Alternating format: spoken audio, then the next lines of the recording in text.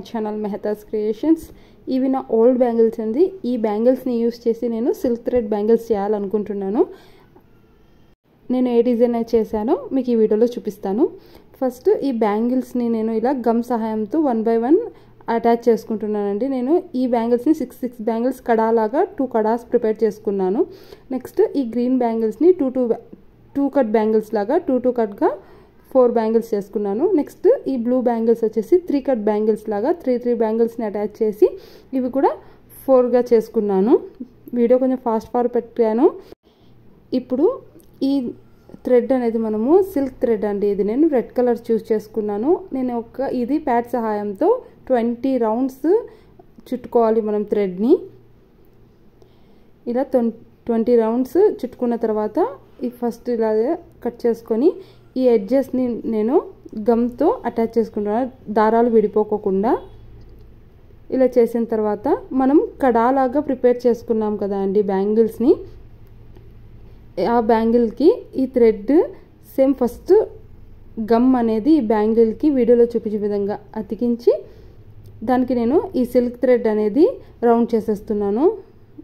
ఇలా వీడియోలో చూపించిన విధంగా ఫస్ట్ ఎడ్జ్ అనేది గమ్ సహాయంతో అతికించి మనం టైట్గా లూజ్ లేకుండా ఇలా ఫింగర్స్ సహాయంతో టైట్గా పట్టుకొని థ్రెడ్ అనేది మొత్తం బ్యాంగిల్కి చుట్టుకోవాలండి. సేమ్ యాజ్ ఇట్ ఈజ్ ఈ కడా బ్యాంగిల్స్ మిగతా బ్యాంగిల్స్కి అంతా కూడా మనకు నచ్చిన కలర్లో ఈ సిల్క్ థ్రెడ్ అనేది మనం చుట్టేసుకోవాలి.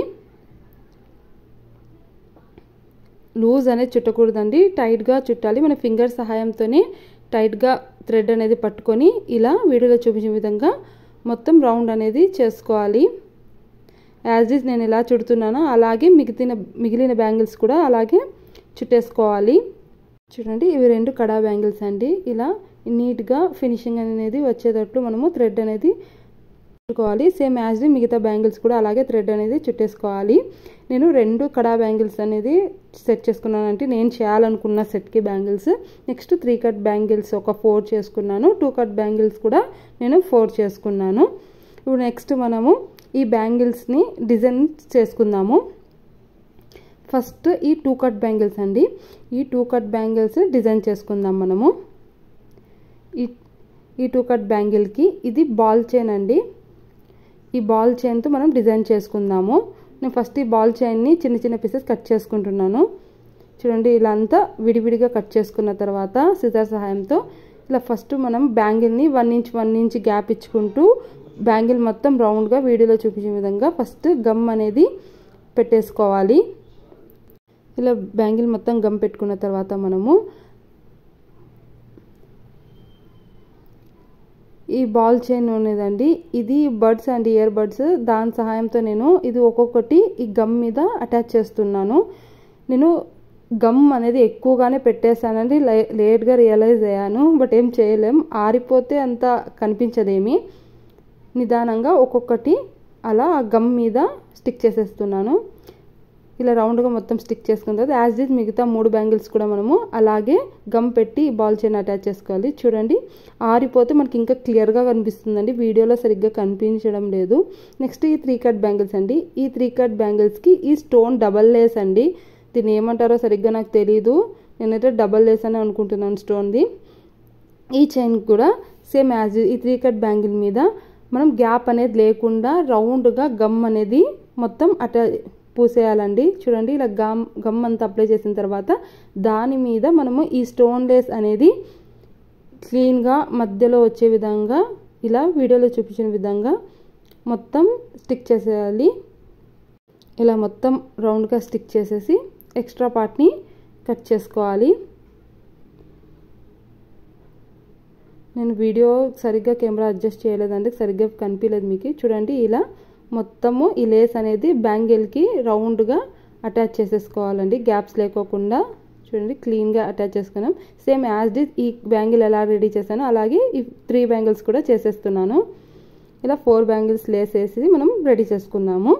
నెక్స్ట్ ఈ కడా బ్యాంగిల్ అండి.